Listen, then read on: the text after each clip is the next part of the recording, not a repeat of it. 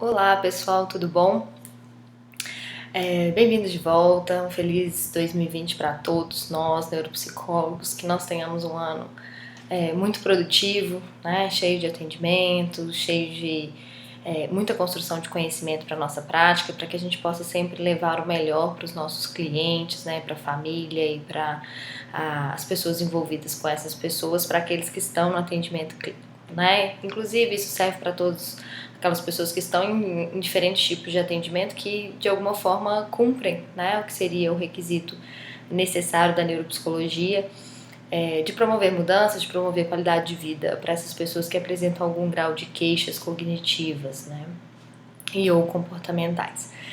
Um tópico, no ano passado eu pedi algumas ideias, fim de ano a gente já tá mais, né, assim, cansado, sem ideias, então eu pedi algumas ideias de tópicos que vocês achariam que fossem interessantes. E aí alguns tópicos eles se repetiram nas sugestões, o que eu achei super legal. E alguns tópicos eles se misturam nas interpretações, tá? Então por isso que eu tô gravando esse vídeo um pouco mais longo, porque um dos tópicos que se repetiu e que mistura com outros é a questão da interpretação dos testes, né? Que é alguma forma que também se mistura com outro tópico, que é a questão dos enfoques ideográficos e normotéticos no processo da neuropsicologia, tá? Então hoje eu vou começar focando um pouquinho, eu criei um fluxograma, tá, para exemplificar um pouco do meu raciocínio em cima da interpretação de testes, tá, ou da interpretação dos resultados dos testes. Então eu vou mostrar para vocês mais ou menos como eu raciocino, tá, como eu raciocino no meu processo clínico, e eu espero que de alguma forma seja de valia ou que contribua, né, assim, para o processo de interpretação de vocês. Tá? Então vai ser um processo amplo, obviamente eu não vou focar nem em um nem em outro teste específico, mas de como funciona o raciocínio mais amplo, tá? Então a pessoa chega para nós com uma queixa, certo? Então ela traz uma queixa que provavelmente ela está muito contextualizada no dia a dia dessa pessoa, certo? Então por mais que as pessoas às vezes usem termos genéricos como atenção, memória, né, lentificação, etc., é sempre importante que a gente entenda a fundo, tá, o que essa queixa quer dizer, traduzindo ela em termos e modelos cognitivos. Tá? Por que eu falo que essa é a primeira etapa? Porque vou dar exemplo, né, assim, do meu público. Meu público é um público de idosos, onde queixa de memória é uma queixa vaga, né, mas extremamente recorrente. Né? Então, todo idoso que chega e fala eu vim aqui porque eu estou esquecendo, né, que seria a queixa, esse esquecimento ele não me diz nada sozinho. Né? Eu preciso entender que tipo de esquecimento é esse, né? E aí a gente pode pedir diferentes exemplos, momentos em que aconteceram, como que acontecem os esquecimentos, para a gente entender se esse esquecimento, que seria uma sugestiva falha de memória, de qual processo de memória essa pessoa se queixa. Né? Então a gente sabe que o modelo de memória é bastante amplo e a gente precisa localizar, né, dentro desse modelo, se é apenas um tipo de memória, se são mais tipos de memória, então se tem qual ocorrência. Então às vezes as pessoas têm queixas de semânticas e episódicas, às vezes o processo é mais curto prazo, né, às vezes é mais procedural. Então existe um contexto que é escutar essa palavra, então esquecimento, desatenção, irritabilidade ou agitação, enfim, seja o que for, e traduzir isso, né, em cima de informações muito bem coletadas no nosso processo de entrevista clínica, traduzir isso no construto exato que eu preciso dentro da neuropsicologia, né? E dentro desse construto eu preciso localizar aonde no modelo está essa falha, tá?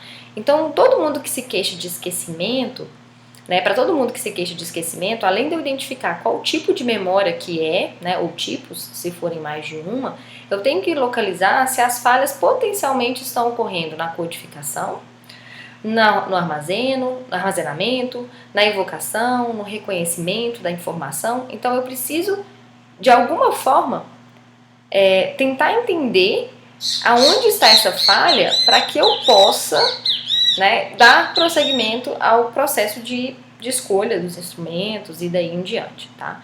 Então se eu sair da minha anamnese sem essa noção, meu processo ela já começa um pouco falho. Então traduzir essa informação, eu vou identificar, né, identifiquei onde está a possível alteração, né, aonde nesse modelo está a falha.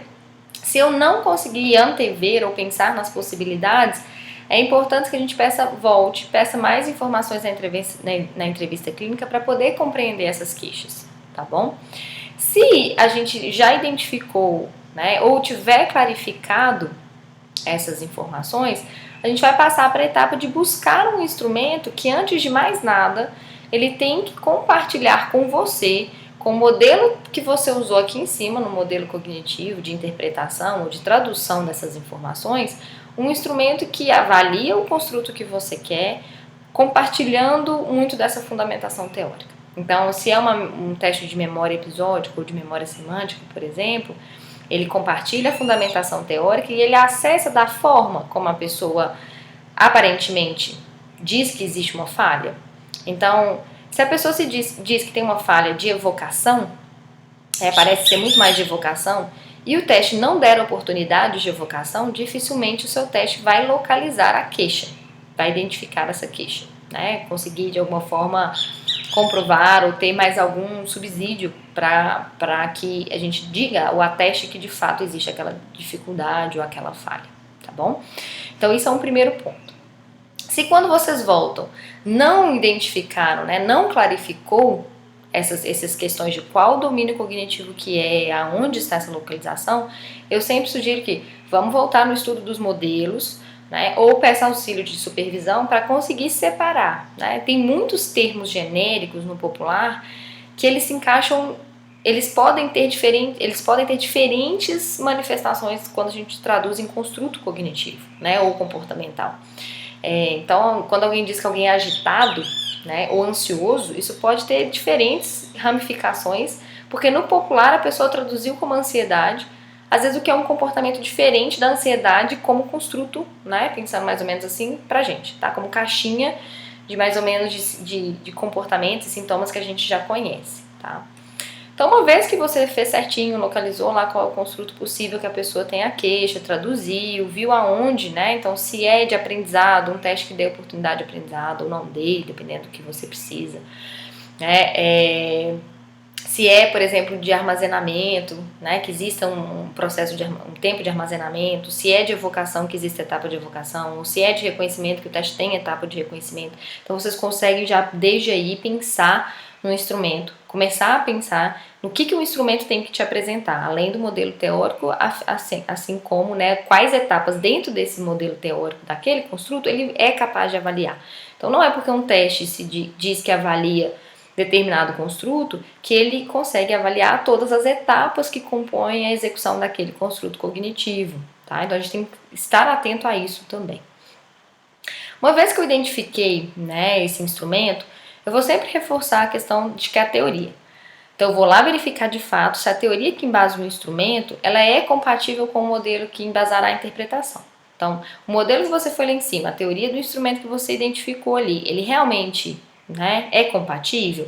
Se não for, volta e busca, né? A gente tem que ter sintonia de teórica no nosso processo avaliativo na neuropsicologia, né? Não adianta eu buscar um modelo teórico para interpretar, traduzir as queixas e tentar fazer uma síntese, se o instrumento que eu uso no meio do caminho, ele usou outra fundamentação teórica, tá? Então, às vezes, a gente vê isso acontecer muito com os testes de atenção em algum momento, né? Talvez o modelo teórico que a gente procura não é bem representado em alguns instrumentos que a gente tem disponíveis e, portanto, a gente nunca consegue chegar na interpretação exata de acordo com o modelo teórico que a gente quer utilizar. Mas vamos dizer assim, o desencontro está na hora de selecionar o instrumento, ou porque não existe no mercado, enfim, ou porque a gente não prestou atenção nesse processo, tá? Então fica aqui essa dica. Se é compatível, né, é compatível com o modelo que embasa a interpretação, eu vou sempre verificar as propriedades psicométricas do meu instrumento. Uma etapa que muita gente reclama, uma etapa que muita gente pula, né? É muito comum a gente ver os profissionais simplesmente pularem aquela parte dos manuais, né? Quando tem os manuais, os instrumentos que tem manual, pular a parte do manual que traz todas essas propriedades psicométricas, né? Fidedignidade, as evidências de validade, achando que aquilo ali é apenas uma etapa técnica, né? Anterior ao uso do instrumento. E na verdade, gente, não é, tá? Essa etapa é extremamente importante para que vocês entendam até onde vocês podem ir na interpretação dos resultados, o quanto vocês vão confiar nos valores e o que as evidências de validade nos dizem de até onde a sua interpretação pode chegar, tá?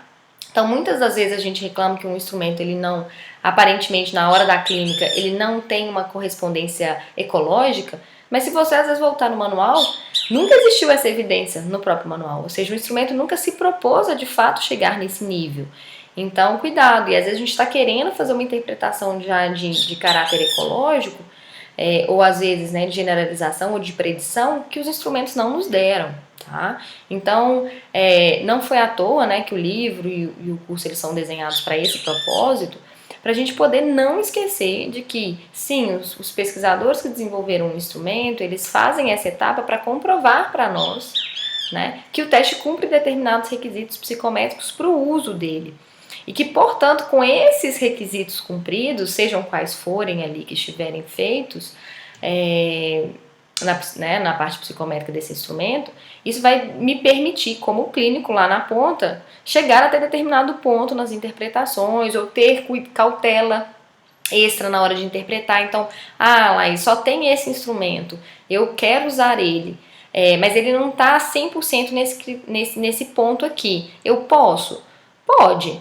Mas olha que interessante, você já viu que ele não está 100% nesse ponto, que você já sabe que por não estar 100%, talvez você não tenha uma correspondência na sua interpretação, com a sua queixa, como você, né, assim, gostaria, né, de poder contar com essa informação na hora da sua interpretação, da sua avaliação neuropsicológica. Tá? Então essa etapa ela é extremamente relevante, então não pulem ela, se dediquem a ela, leiam as propriedades psicométricas dos instrumentos que vocês usam, tá? E as evidências, né, assim, a fidedignidade, as evidências de validade que elas têm. Se as propriedades psicométricas são boas para o que você pretende, a gente vai lá, se elas não forem boas, a gente volta e, né, muito ruim, não tá cumprindo. Volta e procura, né, não cumpre, volta e procura um próximo instrumento que também, né, desde sempre compartilhe a sua fundamentação teórica, tá bom? Se as propriedades psicométricas são boas ou são satisfatórias, né, a gente vai lá olhar os dados de normatização, tá? Que às vezes a gente também não se atenta aos detalhes desses dados. Então, uma vez que eu tenho a normatização, eu vou construir um grupo normativo. E esse grupo normativo, ele pode ou não ser representativo, tá? E aí prestem atenção no detalhe. Normalmente a gente tenta fazer um grupo normativo que seja representativo da melhor maneira possível, né? Mas dentro das limitações da pesquisa, financeiras, enfim, de acesso, etc e tal, a sujeitos, nem sempre o nosso grupo ele sai 100% representativo da população brasileira como um todo. Tá? E instrumentos mais antigos, né, antes da última resolução que a gente teve para a condução de instrumentos, eles podiam vir realmente com grupos muito pequenos ou grupos muito restritos a uma determinada região do país. Então, cuidado com isso, né? Então, às vezes o instrumento ele tem as propriedades psicométricas boas, mas na hora que a gente olha na propriedade, na normatização, é um grupo muito restrito de pessoas que vai servir como parâmetro comparativo para o seu sujeito. E aí isso pode ser um problema. Então, pode não ser um problema a parte psicométrica ali, geral, de fidedignidade, de evidência de validade, mas na hora de comparar o resultado do seu sujeito diretamente, a normatização pode adicionar um problema grande pelo simples fato de que talvez o grupo normativo não represente o seu cliente, tá? Então, Laís, se não tem normas que representem o meu cliente, eu não posso usar? Idealmente não, né? Assim, idealmente você vai comparar, né, assim, alhos com bugalhos, e aí você não vai ter certeza exata de que se aquele desempenho realmente ele está dentro da média ou está abaixo da média, enfim, tá? Mas se você escolhe usar, você tem que tomar o cuidado extra, de novo, então escolhi usar um teste que não tem a psicometria boa, eu já tenho um cuidado extra adicionado. Vou usar um teste em que a normatização não contempla o meu cliente, um outro cuidado, né? Porque talvez aquele desempenho que tenha dado clínica significativamente abaixo do esperado ou acima do esperado, ele na verdade não tenha relevância clínica, né? Nem para dizer que é um déficit, nem para dizer que é um desempenho superior, uma mega facilidade, porque às vezes é uma falha de representação do seu sujeito. Tá? Então é muito comum a gente ver isso acontecer em situações muito típicas, como às vezes o grupo normativo vem inteiro de crianças de escola privada, e aí o seu cliente ali no caso é um estudante de escola pública, e às vezes o desempenho fica abaixo do esperado. Né? Será que realmente esse desempenho ele está abaixo do esperado? Ou você está comparando ele com pessoas que têm um contexto sociocultural e econômico muito diferente? né, e que, portanto, vão ter perfis cognitivos, já que a gente sabe que essas variáveis interferem, né, no desempenho cognitivo, muito diferentes e, portanto, não é justo essa comparação. Ou o contrário, né, às vezes a normatização, a gente conseguiu muita gente de determinada classe socioeconômica ou de escolas ali públicas, e aí você compara pessoas de escola privada e às vezes parece que a criança tem um desempenho muito superior, quando na verdade não é superior, né, é porque ela está sendo comparada com pessoas que normalmente têm uma média de desempenho um pouco mais baixa do que as pessoas, do que as crianças com o mesmo perfil sociodemográfico do seu cliente, tá? Então, se é muito não representativo do seu cliente, volta e busca um instrumento que talvez, né, começando de novo pela teoria, vendo as propriedades psicométricas e chegando à normatização, para ver se ele cumpre os requisitos necessários para sua comparação. Se ele não tiver feito isso, ou seja, se o grupo ele realmente for representativo do seu cliente, aí você passa para a próxima etapa, tá? Vou fazer só um último adendo aqui, a questão de ser representativa, é que às vezes, gente, o grupo inteiro, né, a amostra total do teste, ela é representativa.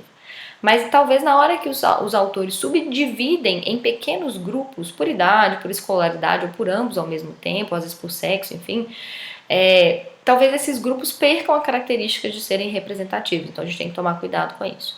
Um segundo problema que pode acontecer são N's, né, números de pessoas no grupo normativo muito pequenos. Então a gente tem alguns instrumentos que às vezes tem na amostra supostamente normativa 3 pessoas num grupo, né? 3 pessoas não constituem um grupo normativo, então cuidado com isso, né? Ao olharem a normatização, se atentem a esses detalhes, tá? Então todos os pontos que a gente não pode esquecer. Uma vez que está ok, está representativo, tendo em mente, né, o limite de normalidade que eu adotei, então tendo em mente todos os fatores, né, de ocorrência dos supostos quadros clínicos, ou faixa de idade, momento do desenvolvimento humano que essa pessoa está, né, chance de scores espúrios no meu processo avaliativo de acordo com o número de instrumentos e scores que eu incluí no meu protocolo, que eu escolhi para o meu protocolo, etc. Eu vou escolher o meu limite de normalidade, embasado clinicamente, né, com evidências claras de quais que deve ser, qual deve ser esse limite de normalidade. E uma vez que eu tenho esse limite de normalidade em mente, eu vou realizar a comparação do valor que a pessoa obteve com o valor, a comparação do valor que ela obteve de forma nomotética, ou seja, de acordo com o que a normatização me deu, média desvio padrão da normatização, ou percentil da normatização, enfim, seja qual for a transformação de score que vai ser feita. Se o resultado faz sentido, então existe a queixa, você localizou um dash possível de acordo com o seu limite de normalidade adotado, você faz sentido, você gera a sua síntese, né? Que eu vou falar um pouco mais sobre ela, tá? Com calma. Se o resultado não faz sentido, ou seja, a pessoa tem queixa e ficou dentro do esperado no teste, ou a pessoa não tem queixa e o teste deu abaixo, né? Podem ser possibilidades, enfim. Não faz sentido, a gente sempre verifica se alguma coisa atípica aconteceu no processo. Normalmente é porque ou o construto não está bem traduzido lá em cima, ou o teste não representa o construto que vocês buscaram com clareza, ou a gente comeu mosca em algumas falhas de propriedade psicométrica ou normativas. Então, volta lá em cima, confere tudo bonitinho. Às vezes o teste não está medindo exatamente como você quer, ou às vezes o teste não mede na intensidade do dash que a pessoa se queixa, então às vezes o dash é sutil e o teste é fácil, né? Então, portanto, pessoas com dash muito sutil não vão mal nesse teste. Então, assim, existem várias possibilidades para entender que às vezes numa falha de tradução do construto, ou no momento de verificação da fundamentação teórica, ou das propriedades psicométricas, ou da normatização, existe um conjunto de possibilidades de erros ali que podem acontecer que vão fazer com que o resultado não faça sentido, tá? E aí a gente precisa entender. Dentro disso, gente, inclusive, se a pessoa simulou o resultado, ou se nessa observação, né, que a pessoa não tenha se dedicado na hora da execução, se teve algum evento externo, né, assim, de barulho, de cansaço, enfim, várias possibilidades podem, né, justificar a não correspondência do seu resultado com a queixa, tá bom? Com o status da queixa. Feito sentido, etc., ou não, a gente faz de toda forma a realização, né, realiza a comparação do valor de forma ideográfica. Então aí eu vou comparar o resultado do meu sujeito com o desempenho que é esperado para ele mesmo, né? Então, ao longo da avaliação, a gente não só compara o sujeito com um grupo que seja parecido com ele, né, para verificar dentro, né, assim, dos critérios populacionais como essa pessoa se encontra, mas também de acordo com ela, né, dela com ela mesma, né? Então, de acordo com o que ela apresenta de perfil, mais ou menos homogêneo ou heterogêneo de funções cognitivas, se essa habilidade tem um desempenho que está dentro do que seria o esperado para ela mesma, para o que ela apresenta enquanto indivíduo sozinho, ou se está discrepante para mais, para melhor ou para pior, enfim, tá? E aí, se não faz sentido essa discrepância, porque não existe uma queixa ideográfica nem nada, né, de caráter ideográfico, a gente verifica de novo aqueles mesmos critérios que eu falei. Se fizer sentido, a gente também vem e acopla na síntese nomotética. Então, a minha síntese sobre uma determinada queixa, quando ela passa pelo instrumento, ela responde tanto no nível nomotético quanto no nível ideográfico, tá bom? Então, quando eu já tenho as respostas que faz sentido, né? Então, o resultado e o valor do teste fez sentido, eu vou gerar a síntese, né, do desempenho, sempre lembrando que eu tenho que voltar para a interpretação do construto, gente, e não do teste. Ao gerar uma interpretação de teste, é pouco informativo que eu vire para a pessoa e diga que a figura complexa de Rei está dentro da média, tá? O que é isso? Né? O que é essa? Primeiro, por que você selecionou? Né? Tem uma justificativa lá em cima por que você selecionou esse instrumento, né? O construto que ela objetivava avaliar na primeira etapa ou na segunda etapa do teste podem gerar resultados diferentes, interpretações diferentes, né? O porquê que foi mal numa etapa pode ser influenciado por outro domínio cognitivo que não o domínio essencial, o domínio primário daquele teste, tá? Então isso tudo tem que ser levado em consideração na hora de gerar a síntese. Então eu volto para a interpretação do construto. Então se eu estou falando da cópia e estava pensando numa questão de visoconstrução, né? Então eu vou interpretar o construto visoconstrutivo. Se eu tive impacto do planejamento das funções executivas, nessa hora na minha interpretação eu vou dizer que uma falha, né, talvez um planejamento um pouco mais precário gerou uma construção um pouco mais, né, mais deficitária, por exemplo, tá? E aí a gente vai destrinchar essa interpretação. E é importante sempre que a gente contextualize essa interpretação com a queixa. Porque uma outra falha que acontece na interpretação dos testes é eu dissociar completamente o resultado do teste com a queixa que originou a escolha do teste. Né? Então, falando assim parece não fazer sentido, mas é um erro muito comum que as pessoas façam. Eu tenho a queixa, interpreto a queixa aqui. Aí eu escolho um instrumento, na hora de interpretar o instrumento e o construto, eu interpreto ele isolado da queixa. Mas, gente, você só selecionou esse instrumento porque ele de alguma forma te ajudaria a entender a queixa, né? Aquele construto específico. Então, na hora de fazer essa síntese, lembre-se de coordenar as informações juntas, tá? E aí lembre-se que essa interpretação ela tem que ter como limite e ela só pode ir até onde o instrumento te deu de evidência de validade. Então, eu não posso sair antevendo o futuro ou interpretando determinados impactos ecológicos, enfim, ou determinadas relações cognitivas, se um instrumento não me deu evidências disso, seja no manual, seja em estudos extras, tá? Nem tudo pode se resumir ao manual, vocês podem procurar estudos que tenham utilizado esse mesmo instrumento e tenham buscado, por exemplo, evidências mais preditivas, mais de generalização, enfim, vocês podem fazer esse processo, tá? De buscar essas informações em outros estudos que não apenas aqueles que estão contidos no manual, tá bom? Então, quando vocês gerarem a síntese, lembrem-se de incluir que do ponto de vista nomotético, como aquele construto, né, em que o teste avalia, ele está lembrando se o quanto isso está em sintonia ou não com a queixa, e do ponto de vista nomotético, como isso está lembrando-se ou não do ponto de vista da queixa, né, do que foi trazido na queixa, dos pontos de vista nomotético e geográfico relacionado à queixa. Tá? Então, quando eu vou gerar uma síntese de memória, não adianta muito eu dizer que o RAVLT está dentro do esperado, que o A6 ou o A7 está dentro do esperado. Se a pessoa tem queixas episódicas, né, muito relacionadas à evocação, esse é um construto que eu estou mexendo com memória episódica, a parte de evocação, e o teste me diz que às vezes tem uma falha. Então, olha, existe um prejuízo da capacidade de evocação, né, dessa habilidade, né, que seria a memória episódica. A gente tem que traduzir de forma técnico-científica, mais compreensível, lembre-se disso. Então, cuidado com, igual eu estou fazendo aqui, né, com termos extremamente técnicos, né? Vou traduzir essa capacidade de recordar espontaneamente de informações aprendidas de forma mais recente, né? E mantidas por maiores períodos de tempo, por exemplo, né? E que isso é corroborado pelo instrumento que foi aplicado, né? E que do ponto de vista, né, de comparação intra-individual, essa habilidade realmente, né, essa parte da memória realmente está um pouquinho mais baixa do que reconhecer, por exemplo, do que aprender. Então a pessoa tem uma queixa de que está difícil lembrar sozinha das informações, o seu instrumento pegou, a sua síntese vai traduzir juntando isso com a queixa, tá? Eu acho que para mim esse é o jeito mais, talvez mais completo que a gente possa, talvez, traduzir, né, o processo avaliativo. Né? Lembrar de que a queixa ela precisa ser traduzida na sua síntese, né? E não gerar um recorte entre anamnese e resultados de teste. Porque os seus testes foram instrumentos escolhidos por causa da sua anamnese, por causa das informações que você coletou e traduziu do ponto de vista de construtos e modelos teóricos, tá? Então, na hora de fazer a síntese, sempre voltem aqui. É como se eu voltaria a essa síntese, lembrando de buscar essa síntese, gerando ela aqui em cima, né?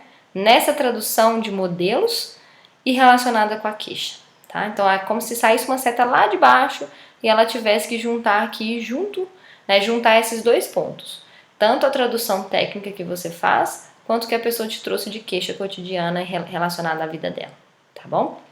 Então, mais ou menos é assim que eu faço a escolha dos meus instrumentos, o meu processo interpretativo ele passa por essas etapas, porque às vezes em alguns momentos, mesmo que eu selecione um instrumento que eu sei que talvez não cumpra totalmente os requisitos que eu expus aqui, na hora que eu tenho o resultado em mãos e que talvez ele não faça sentido, eu consigo justificar que talvez a pessoa tenha simulado, né? Ou que às vezes a pessoa naquele momento estava cansada, que foi a última tarefa que foi realizada no dia, que então ela já tinha sinais de cansaço, que então, né, o correto seria não aplicar, mas em alguns contextos a gente acaba tendo que fazer. E aí isso pode gerar um resultado muito estranho, sozinho, isolado, ou se às vezes não tem nada, não tem queixa, não tem nada, o resultado é abaixo, pode ser um resultado espúrio da testagem, né? Ou às vezes é porque o teste mede o construto que eu quero de forma muito simples e a queixa é mais complexa, mas eu não tenho um instrumento que meça de forma mais complexa. Então, isso tudo, uma vez que eu entro no processo avaliativo seguindo esse fluxo, eu já consigo antever se eu vou ter que fazer ressalvas ou não, caso alguma coisa aconteça no processo avaliativo, tá? E aí vocês não precisam ter receios de pontuar essas questões quando elas forem necessárias, tá bom? Então, eu espero que eu tenha clarificado um pouquinho desse ponto. E aí, um outro ponto que as pessoas pediram muito foi a questão da comparação nomotética e ideográfica, né, no contexto da avaliação neuropsicológica. Mas como elas, cada uma tem uma particularidade, eu acho que fica melhor se a gente puder discutir elas num próximo vídeo, num outro momento, tá bom? Então, espero que tenha sido de valia para vocês. Sugestões ou dúvidas, eu fico à disposição, tá bom? Muito obrigada. Tchau, tchau.